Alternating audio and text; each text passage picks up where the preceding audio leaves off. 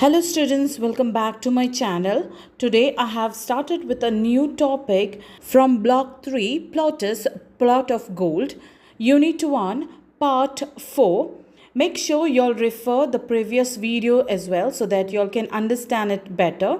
To start with, the ancient Romans were among the greatest civilization of the classical world. Their tradition, customs and values shaped not only their society but also influenced later Western culture. Roman tradition combined practical discipline, religious devotion, and respect for family and state. They were built upon Greek influence, which inspired art, literature, and religion. Second, Etruscans' influence, which shaped rituals and architecture. And third, Roman practicality, which gave their custom structure, order, and dignity. But what was the origin of the Roman tradition? Roman traditions grew out of the early life of the Roman kingdom, that is 753 to 509 BCE, and continued through the Republic 509 to 27 BCE, and the Empire 27 BCE to 476 CE. Early Romans were farmers and warriors. Their custom reflected simplicity, discipline, family honor, and religious respect. Over centuries, contact with Greek, Egyptian, and Eastern culture added refinement and sophistication to Roman life. Third, we have a family tradition, that is, the Roman family, which is also known as familia. The family was the foundation of Roman society. It was a patriarchal system headed by the paterfamilies, which is also known as the father of the family. The paterfamilies had complete authority over all family members, manage property, religion, and family decisions, could arrange marriage and even sell or free slaves. Member of the family, that is materfamilies, that is mother, manage household duties and raise children, wherein children obedient to the father, sons were educated for citizenship, daughters trained for domestic life, whereas with regards to slaves, consider part of the household serving domestic and business role. Second, we have a Roman marriage tradition. With regards to marriage, were arranged by parents. The ceremony includes joining of hands, exchange of vows, and a wedding feast. The bride wore a white tunic and orange veil. Marriage symbolized union of families and continuation of Roman lineage. Third, we have education of children. Education was highly valued, especially for boys. Boys learn reading, writing, arithmetic, Latin, and Greek. Teachers, often Greek slaves, taught philosophy and rhetoric. Girls were educated at home in music, sewing, and household management. Next, we have a religious tradition. Religion was central to Roman life. The Romans believed that pleasing the gods would bring prosperity and success to individual and the state. First, we have nature of Roman religion, that is polytheistic, which means believed in many gods and goddesses. Second, we have anthropomorphic, that is gods had human forms and emotions.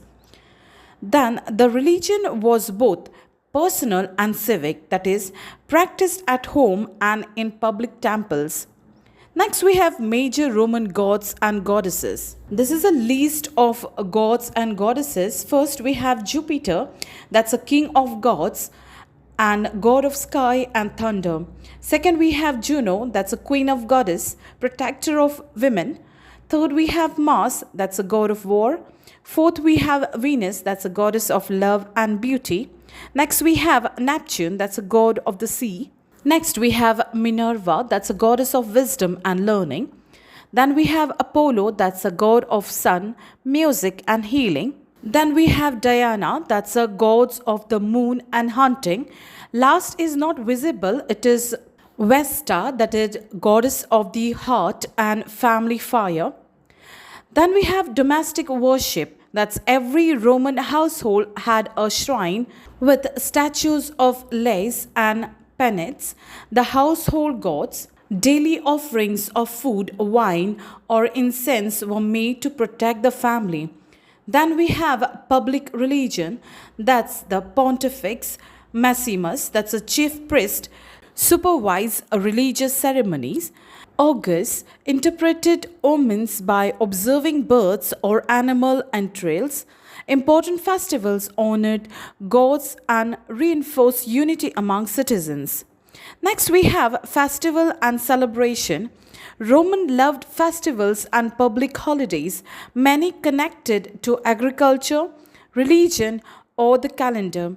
Major festivals were: first, we have Saturnalia, that's a festival honoring Saturn, that's in December, a week of feasting, gift giving, and reversal of social roles. That's the slaves were treated as usual during this time. It later influenced Christmas tradition. Next, we have Lupercalia, that's a festival of fertility that was celebrated in the month of February, which is celebrated with games, sacrifices, and purification rituals. Third, we have Floralia, that's a festival of flowers that was celebrated in the month of April, honored the goddess Flora, marked the coming of spring. Next, we have Lemuria, that's a festival of the dead that was celebrated in the month of May. Families made offerings to quit the spirits of ancestors.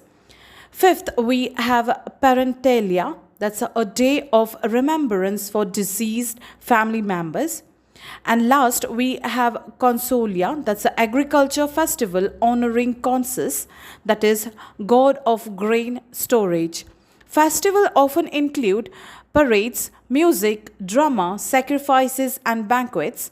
They express both religious devotion and social joy. Next, we have a social and civic tradition. First, we have Roman citizenship. Citizenship was a privilege with rights and responsibilities. Citizens could vote, marry legally, and own property. Respect for law, discipline, and duty was a key Roman virtue. Next, we have clothing tradition. Men wore a tunic and toga, that's a symbol of citizenship. Women wore a stola and palla. Then we have the color and style showed rank and wealth. Third, we have Roman names. The Roman male had three names, that is prenomen, that is given name, example Gassius. Second, we have nomen, that's a family name, for example Julius. Third, we have cognomen, that is branch of nickname, for example Caesar. Women use the feminine form of their family nomen.